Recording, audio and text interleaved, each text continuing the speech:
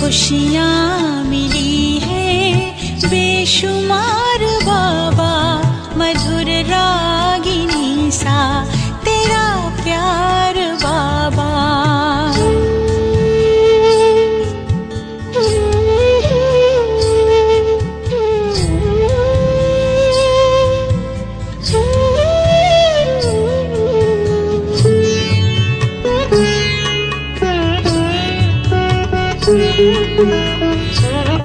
Om Shanti. Good morning. 2 सितंबर 2021 प्रातः मुरली। बाप दादा मधुबन। मीठे बच्चे, तुम अपनी तकदीर भविष्य नई दुनिया के लिए बना रहे हो।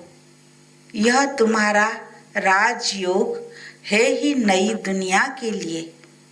प्रश्न, तकदीरवान बच्चों की मुख्य निशानियां क्या होगी?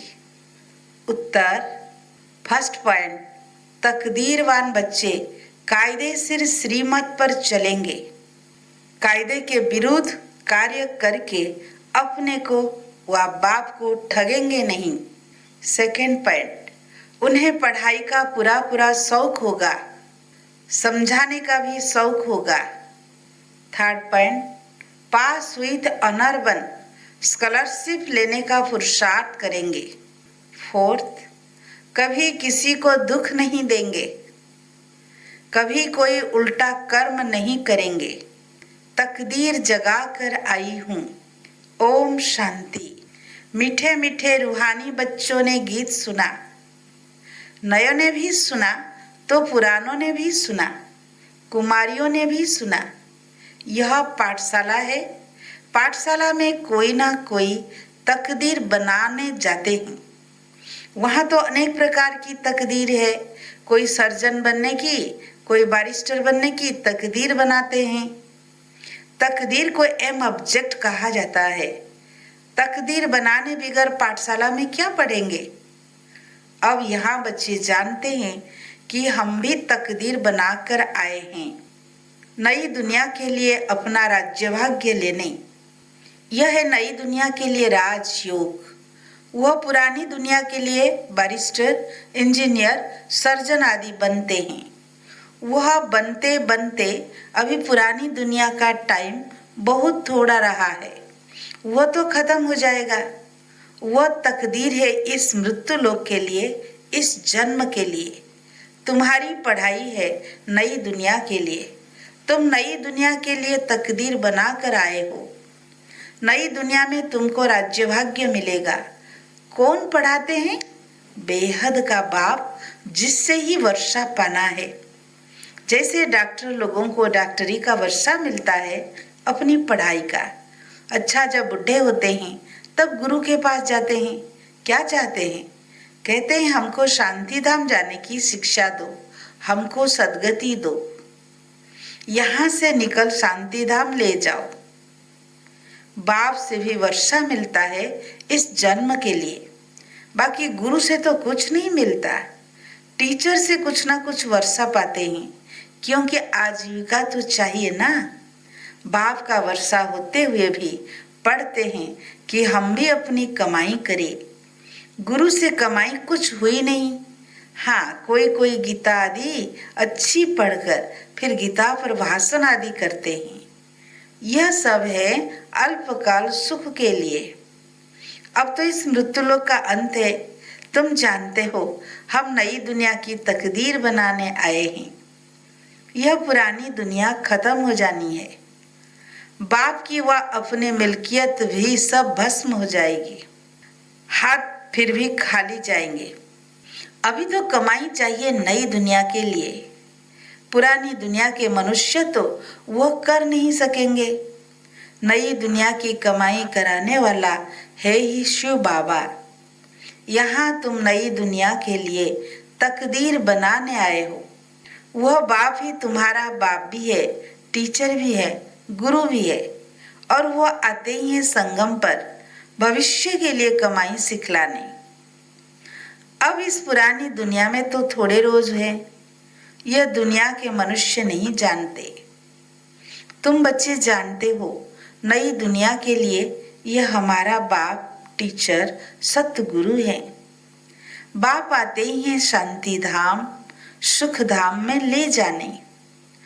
कोई तकदीर नहीं बनाते हैं, गोया कुछ भी समझते नहीं। एक ही घर में स्त्री पढ़ती है, पुरुष नहीं पढ़ता। बच्चे पढ़ेंगे, माँ बाप नहीं पढ़ेंगे, ऐसे होता रहता है। शुरू में परिवार के परिवार आए, परंतु माया का तूफान लगने से आश्चर्यवत सुनंती कथंती बाप को छोड़ चले गए। गाया हुआ भी है, आश्चर्यवत सुनंती कथंती बाप का बनंती, पढ़ाई पढ़ावंती। फिर भी हाय कुदरत ड्रामा की ही बात हुई ना। बाप खुद कहते हैं, अहो ड्रामा, अहो माया, किसको फारकती दे दी। स्त्री पुरुष एक दो को डाइवर्स देते हैं, बच्चे बाप को फारकती देते हैं। यहाँ तो वह नहीं है, यहाँ तो डाइवर्स दे न सके। बाप तो आए हैं बच्चों को सच्ची कमाई कराने। बाप थोड़े किसको खड्डे में डालेंगे। बाप तो है ही पतित पावन रहम दिल। बाप आकर दुख से लिबरेट करते हैं और गाइड बन साथ ले जाने वाला है। ऐसे कोई लौकिक गुरु नहीं कहेंगे कि मैं तुमको साथ ले जाऊंगा। शास्त्रों में है भगवान वाच कि मैं तुम सबको ले जाऊंगा, मच्छरों सदृश सब जाने हैं। तुम बच्चे अच्छी रीति जानते हो, अभी हमको जाना है घर, यह शरीर छोड़ना है। आप मुझे मर गई दुनिया, अपने को सिर्फ आत्मा समझ बाप को याद करना है। यह तो पुराना चोला छी छी है, यह दुनिया भी पुरानी है। जैसे पुराने घर में बैठे होते हैं, नया घर सामने बनता रहता है, तो बाप भी समझेगा हमारे लिए, बच्चे भी समझते हमारे लिए बन रहा है। बुद्धि चली जाएगी नए घर तरफ, इसमें यह बनाओ, यह करो, बुद्धि उसमें ही लगी रहेगी। फिर पुराना तोड़ देते हैं। ममत्व तो सारा पुराने से मिटाए नए से जुट जाता है। यह है बेहद दुनिया की बात।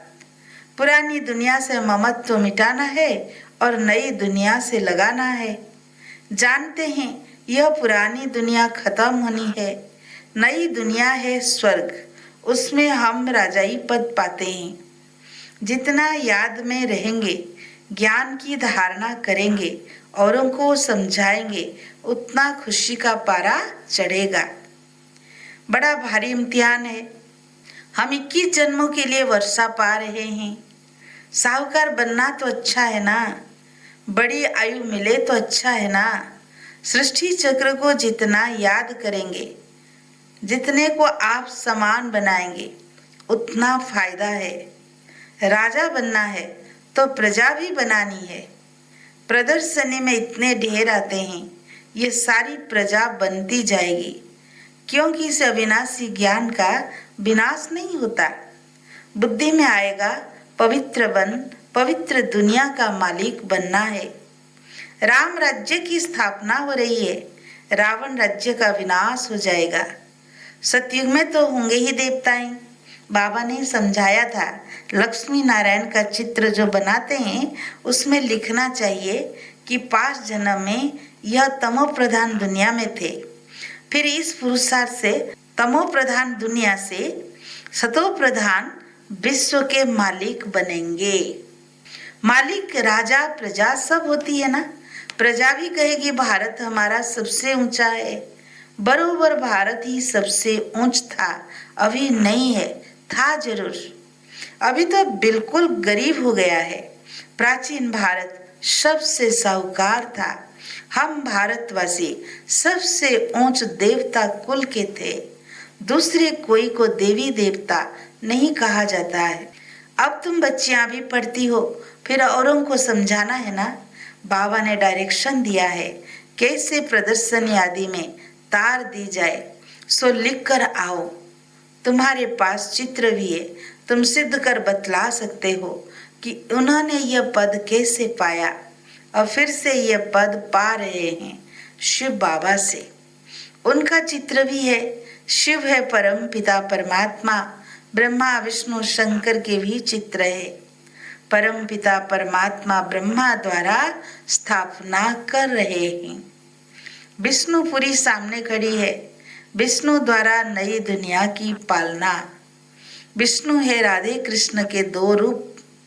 अब गीता का भगवान कौन ठहरा? पहले तो यह लिखो कि गीता का भगवान निराकार शिव है, न कि कृष्ण। ब्रह्मा सो विष्णु, विष्णु सो ब्रह्मा। कैसे बनते हैं? एक ही चित्र पर समझाने में कितना टाइम लगता है। जब बुद्धि में बात बैठे, पहले पहले तो यह समझाकर और फिर लिखना चाहिए। बाप कहते हैं ब्रह्मा द्वारा तुमको योग बल से 21 जन्म का अधिकार मिलता है। शिव बाबा ब्रह्मा द्वारा वर्षा दे रहे हैं। पहले पहले इनकी आत्मा सुनती है, आत्मा ही धारण करती है। मूल बात है ही यह। चित्र तो शिव का दिखाते हैं। यह है परम पिता परमात्मा शिव, फिर प्रजापिता ब्रह्मा तो जरूर चाहिए। यहाँ प्रजापिता ब्रह्मा के ब्रह्मा कुमार कुमारियां ढेर के ढेर हैं।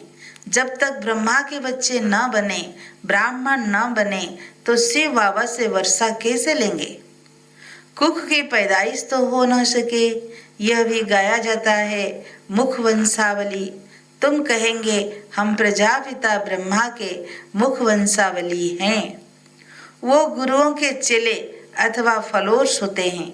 यहाँ तुम एक को ही बाप टीचर सतगुरु कहते हो, सो भी उनको कहते हो जो निराकार शिव बाबा ज्ञान का सागर नलेसफुल हैं। सृष्टि के आदि मध्य अंत का ज्ञान देते हैं। वह टीचर भी है। निराकार आकर साकार द्वारा सुनाते हैं। आत्मा ही बोलती है ना। आत्मा कहती है मेरे शरीर को तंग मत करो। आत्मा दुखी होती है। इस समय है पतित आत्मा। पतितों को पावन बनाने वाला परम पिता परमात्मा है। आत्मा बुलाती है पतित पावन, है गॉड फादर। अब फादर तो एक बैठा है, फिर भी याद किसको करते हैं? आत्मा कहती है यह हमारी आत्मा का फादर है, वह है शरीर का फादर। समझाया जाता है अब आत्माओं का बाप जो निराकार है वह बड़ा, या शरीर का रचयिता साकार बाप है वह बड़ा। साकार तो निराकार को याद करता है। अब सबको समझानी दी जाती है, जबकि विनाश सामने खड़ा है। पारलौकिक बाप आते ही है अंत में सभी को वापिस ले जाने।